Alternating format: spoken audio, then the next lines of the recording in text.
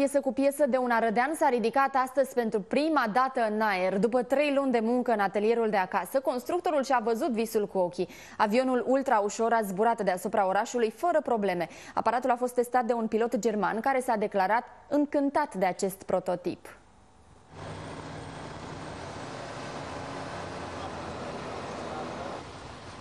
Înainte de decolare, avionul a fost inspectat cu atenție.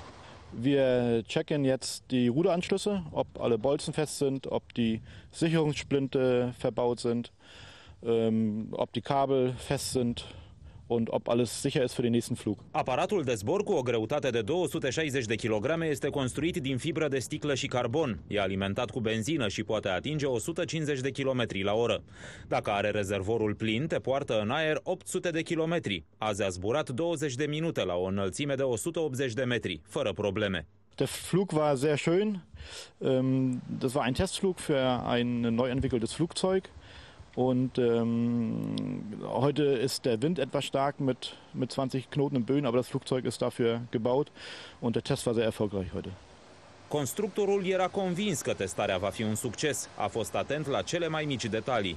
Când construiești un avion, trebuie să fii atent la toate, trebuie să lucrezi cu migală, cu atenție, nu poți să faci nimic de mântuială pentru că altfel s-ar putea să ai probleme. Tu sau cel care va zbura. Cu experiența unui alt avion omologat, spune că în zilele noastre e destul de simplu să construiești un avion ultra-ușor. Multe piese vin semifabricate la el și e relativ ușor de făcut.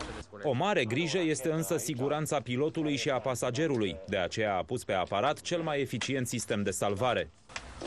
Se trage de asta și iese parașuta afară pe acolo.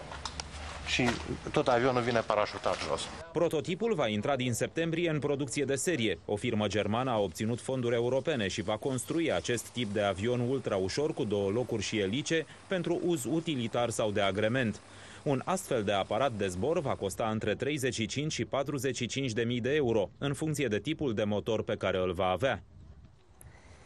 Ieri ați urmărit povestea unei